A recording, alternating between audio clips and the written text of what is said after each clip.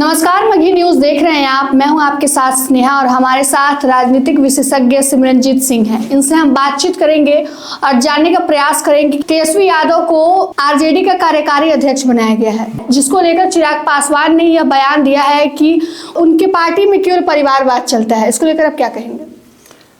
अब चिराग पासवान भी परिवारवाद पर बोलने लगे तो हंसी आती है। चिराग पासवान की पार्टी खुद ही परिवारवाद की उपज है, परिवारवाद की प्रतीक है, और उनसे ज़्यादा परिवारवाद किसके बारे में कहें। पार्टी की स्थापना की उनके पिता रामविलास पासवान ने।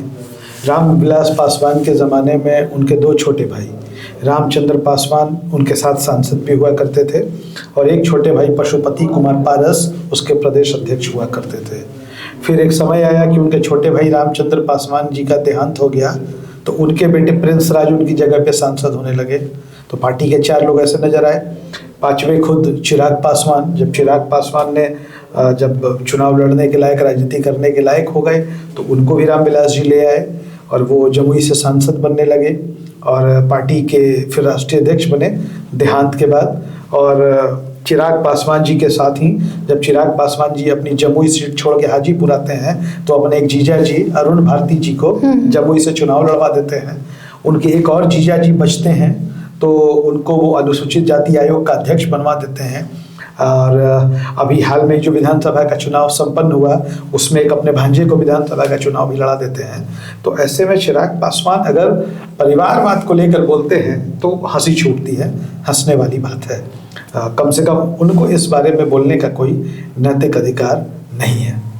आपको क्या लगता है कि जिस तरह से कार्यकारी अध्यक्ष तेजस्वी यादव को बनाया गया, वो कहाँ तक सही है? देखिए, जो तमाम क्षेत्रीय दल हैं, जो परिवार आधारित पार्टियां हैं, वहाँ ऐसा ही सिस्टम है। इसमें कोई नई बात और बड़ी बात नहीं है। हालांकि राहुल गांधी भी राष्ट्रीय अध्यक्ष बने थे कांग्रेस के, लेकिन बाद के दिनों में उन्होंने इस्तीफा दिया और सोनिया गांधी फिर अध्यक्ष बनी। सोनिया गांधी पहले भी अध्यक्ष थी। फिर मल्लिकार्जुन खड़गे आज की तारीख में वहाँ राष्ट्रीय अध्यक्ष हैं। जीतन राम मांझी की पार्टी को आप देख सकती हैं, मुकेश सहनी की पार्टी को देख सकती हैं, उपेंद्र कुशवाहा आपके सामने हैं, खुद भी राज्यसभा के सांसद हैं, पत्नी भी विधायक हैं, और बेटे को भी उन्होंने बिहार सरकार में मंत्री बना दिया है, बिना विधायक और सांसद बने हुए। तो जिस बिना विधायक और विधान पार्षद बने हुए, तो जिस गठबंधन की यह स्थिति है, वो कम से कम परिवारवाद पर बोलता है, तो ये हंसी छूटती है। और एक भोजपुरी में कहावत है आप लोगों के यहाँ कि चलनी हंसे सुपुआ पे, ठीक उसका ये वही हाल है। चिराग पासवान जो है वो लगातार आरोप लगाते रहते हैं कि लालू के राज में था जंगल राज था, लेकिन अभी के दौर में देखा जाए तो जिसके नीट छात्रा का जो मामला है वो काफी उभर कर सामने आ रहा है, और भी तमाम तरह के जो भ्रष्टाचार से लिप्त और अपराध से जुड़े जो मामले हैं वो प्रखर हो रहे हैं। तो इस पर आप क्या कहना चाहेंगे? देखिए, सबसे बड़ी बात है कि नीट छात्रा का मामला तो बिल्कुल अभी ताज़ा तरीन है और पूरा बिहार उससे दुखी है। पता नहीं कि उसके अंदर की क्या खबरें हैं, बहुत सारी खबरें निकल कर सामने आ रही हैं। उसकी सच्चाई और परतें खुलना बाकी है। लेकिन चिराग पासवान को मैं कल सुन रहा था कि वो बोल रहे थे कि 1990 का वो दौर था, और 90 के दौर में जो है ऐसी स्थिति थी, वैसी स्थिति थी। तो 90 का दौर अगर खराब था, स्नेहा जी आप मुझे बताएं कि 90 के बाद 2004 आता है कि पहले आता है? 90 के बाद आता है 2004। 2004 में जब लोकसभा का चुनाव हुआ, तो चिराग पासवान के पिताजी लालू प्रसाद यादव जी के साथ मिलकर चुनाव लड़ते हैं। अगर 90 खराब था तो 2004 में मिलकर चुनाव क्यों लड़े भाई? फिर 2009 का लोकसभा चुनाव राजद और लोजपा मिलकर लड़ी। फिर 2010 का विधानसभा चुनाव राजद और लोजपा मिलकर ही लड़े।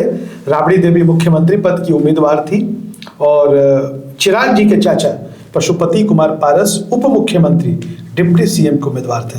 हालांकि दोनों लोग अपनी विधानसभा सीट भी नहीं बचा सके और उस चुनाव में उनको हारना पड़ा।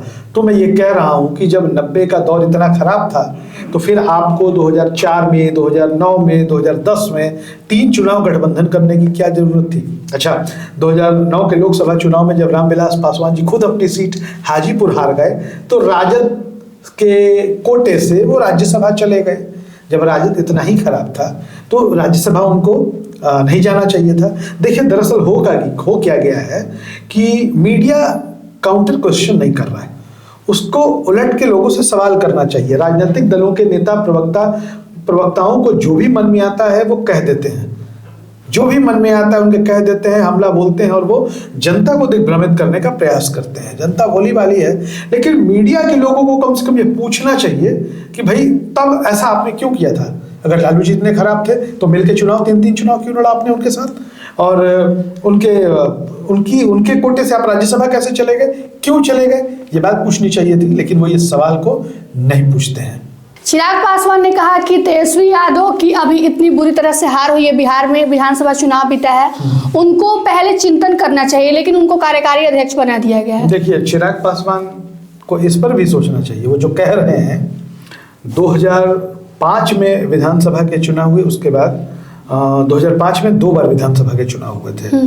जब पहली बार विधानसभा का चुनाव फरवरी में हुआ तो लोजपा को 29 सीटें आई, 29 और दूसरी बार जब चुनाव हुआ तो वो महज 10 सीटों पर सिमट गए। रामविलास पासवान इनके पिताजी राष्ट्रीय अध्यक्ष हुआ करते थे।